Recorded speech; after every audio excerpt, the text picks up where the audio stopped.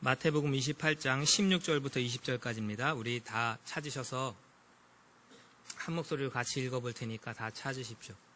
그래서 우리 요거 읽으면서 우리 마지막 주 마태복음을 마무리하도록 하겠습니다.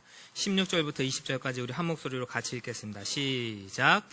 11 제자가 갈릴리에 가서 예수께서 지시하신 산에 이르러 예수를 배웠고 경배하나 아직도 의심하는 사람들이 있더라.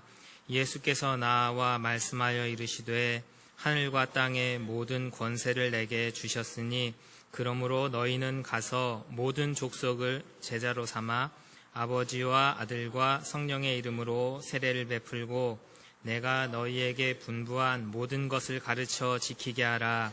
볼지어다 내가 세상 끝날까지 너희와 항상 함께 있으리라 하시니라. 아멘.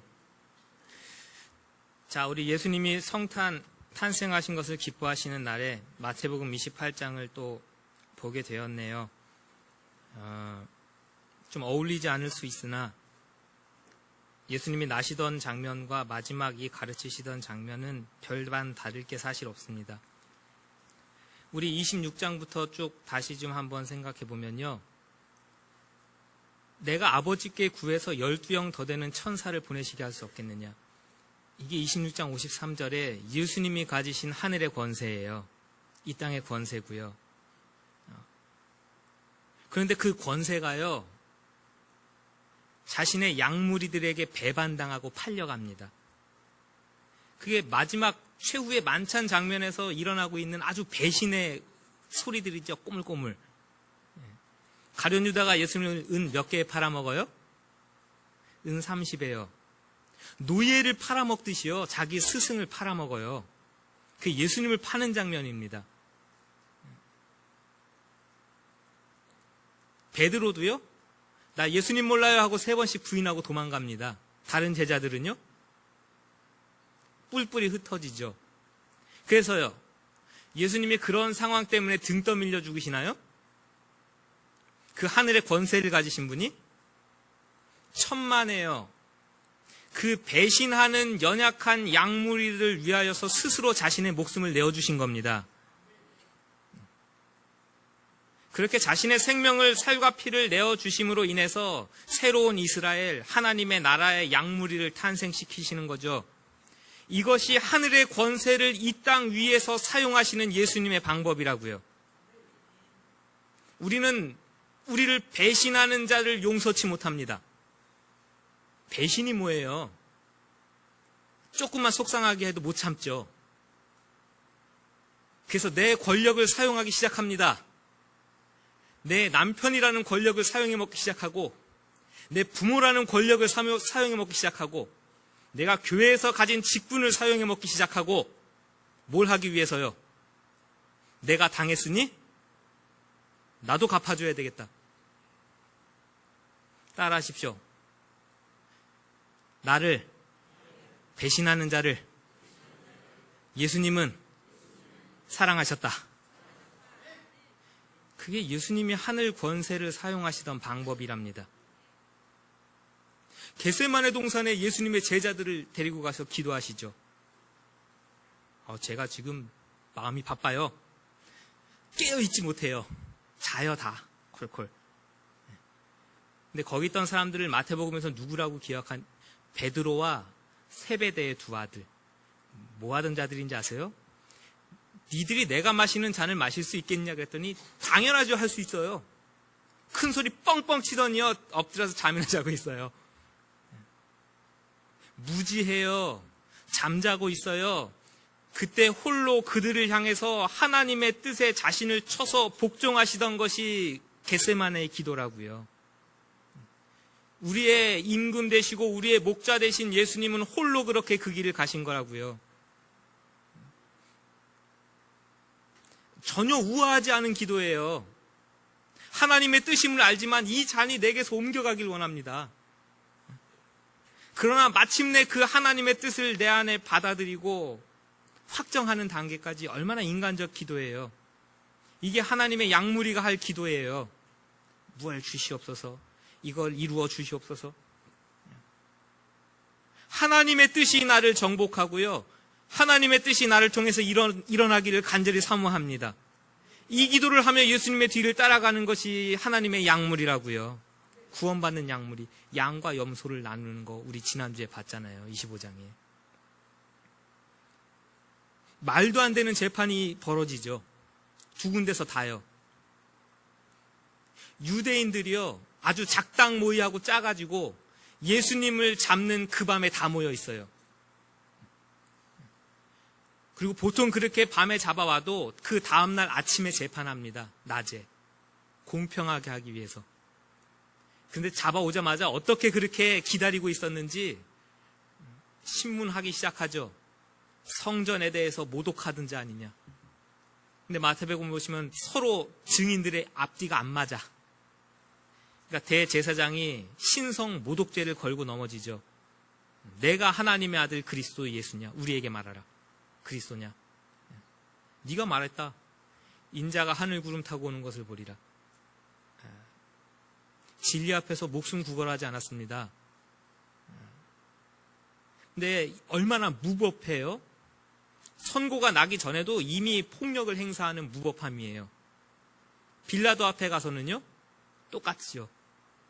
그들은 세상의 인기를 원하기 때문에 예수님이 무법한 줄 알면서도 십자가에다가 내어줍니다.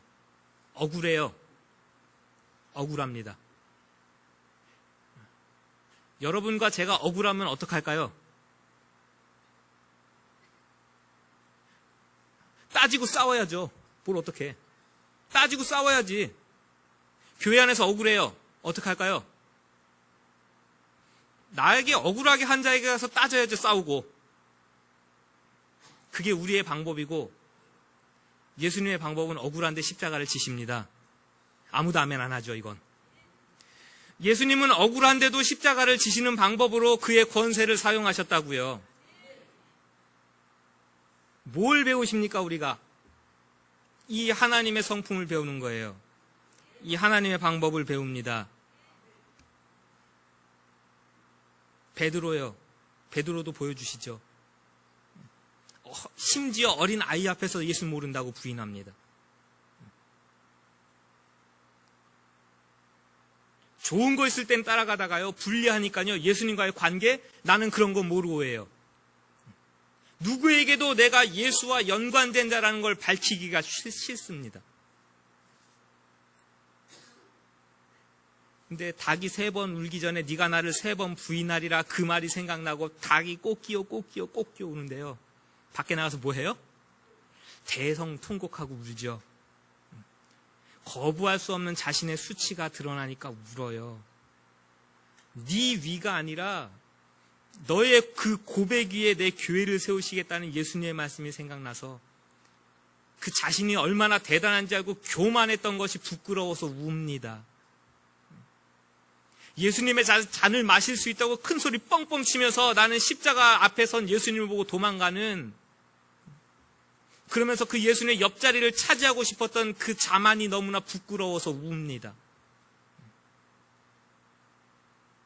예수님의 교회는요, 그렇게 하나님의 말씀을 생각하고 그 앞에서 내 연약함이 드러날 때마다 그 예수님 앞에서 우는 자들 위해 세워지는 거예요. 교만해서 나 잘났어 하는 그 위에 예수님의 교회가 세워지는 것이 아닙니다. 그리고 십자가를 지는 건 수치의 절정이죠.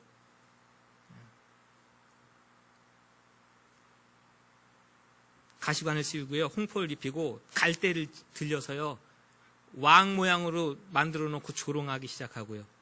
그리고 결국 십자가에 매달아 죽습니다. 그 죽으실 때 일어났던 휘장이 갈라지고 무덤이 터지는 거, 그건 부활절 때 보통 많이들 들으시니까. 그리고 부활하세요. 그 다음에 이제 성경책을 꺼내놓으셨으니까 보시죠. 7절입니다. 자, 우리 7절, 28장 7절이에요. 시작. 또 빨리 가서 그의 제자들에게 이르되 그가 죽은 자 가운데서 살아나셨고 너희보다 먼저 갈릴리로 가시나니 거기서 너희가 배우리라 하라. 됐습니다. 먼저 가는 거예요. 예수님의 발이 굉장히 빠르시고 부활하신 예수님께서 굉장히 빠르기 때문에 먼저 갈릴리로 가시는 거 아니에요. 그렇게 먼저 가다라는 게 아닙니다. 목자가 양을 앞에서 먼저 가시면서 인도하시는 것처럼 제자들을 다시 부르십니다. 여러분과 제가 그 예수님의 부르심을 받고 지금 그 뒤를 따라가는 자들이라고요. 아멘이십니까? 목자 되신 예수님께서 갈릴리에서 부르셔서요, 제자들을. 이제는 저 쓰러져가는 아무런 의로움도 없고 강도의 구렬 같은 예루살렘 성전, 겉으로는 대리석으로 너무나 멋있게 만들어놨는데 거기에는 하나님의 의로움도 구원도 일어나지 않아요. 그리스도 예수가 함께 있는 곳이 거룩한 곳이고 그리스도 예수를 뒤따라가는 제자들이 있는 곳이 그곳이 교회예요. 그럼 우리는 어떤 교회가 될 거예요? 따라하십시오. 제자 삼자. 제자 삼으라죠.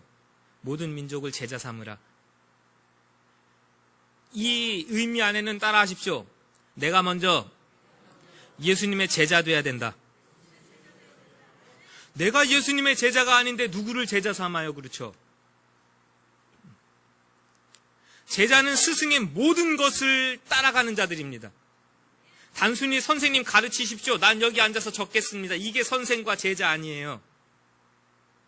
제자라는 것은 선생님이 아 하고 얘기하면 여기서 제자도 아. 선생님이 여기서 토닥토닥 하고 있으면 제자도 저기서 토닥토닥 똑같이. 선생님 저기서 글을 쓰고 있으면 제자도 여기서 같이 글을 쓰고 있고 똑같이. 그게 예수님의 제자라고요.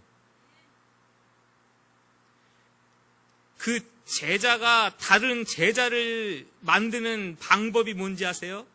세례를 주고 가르치고 지키게 하래요. 세례는 죽는 거예요. 내가 죽는 거. 예전에 내가 죽는 게 세례예요. 그리고 예수님이 하셨던 그 방법대로 내가 살아나는 게 세례예요. 교회는 그것을 가르치고 그것을 지키게 하는 공동체입니다. 예수님은 어떻게 하신 걸 가르치시는 거예요? 여전히 나를 배반하는 그를 위해서 십자가를 져요. 나에게 무법하게 대하는 그 자들을 위해서 십자가를 져요. 억울하게 나를 때리는 자들을 위해서 십자가를 져요. 나를 버리고 도망간 그 자들을 다시 찾아가세요. 다시 용서하시고 기회를 주시고. 이게 예수님 앞에서 새로 태어난 자들, 새로운 약물인 교회랍니다. 예수님이 이 땅에 오셔서 그것을 가르치셨고 우리에게 동일하게 그것을 가르치라고 명하십니다. 단순히 해외 나가서 선교하시오, 그 말씀으로 주신 게 아니라고요. 오늘 예수님이 아기로 오셨다는 것도 동일한 맥락이에요. 그렇죠? 하늘 권세로 구름 타고 오셔도 돼요. 근데 왜 하필이면 아기의 모습이에요? 저기 아기들 셋 데리고 나와요. 세례해야 되니까. 이거 데리고 나와봐. 여기 쪼르륵 세워보세요. 오늘 유아 세례 받는 새 친구예요.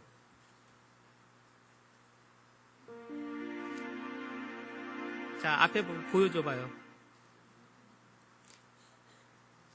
예수님이 이런 모습으로 오셨대요. 무슨 힘이 있어요, 이 친구들이. 지 손으로 기저귀 하나 못 갈고요. 밥 한 술 못 떠먹고요. 아무것도 못하는 방식이에요. 그 연약함의 모습이에요. 그 모습으로 우리 가운데 오셔서 우리의 연약함을 채울하셨다고요. 그게 예수님이 하늘 권세를 사용하시던 방법이라고요. 누가 예수님보다 이 자리에서 높아질 수 있어요? 이 공동체 안에서 누가 예수님보다 더 높아질 수 있어요? 누가 예수님보다 큰 소리 낼 수 있는 겁니까? 겸손하시기 바랍니다, 우리 모두. 예수님이 가르치셨던 그 방법대로 되시기 바랍니다. 예수님이 어린아이의 모습같이 낮아지셨다면 우리 모두도 예수님같이 어린아이 같은 모습으로 낮아져야 되는 겁니다.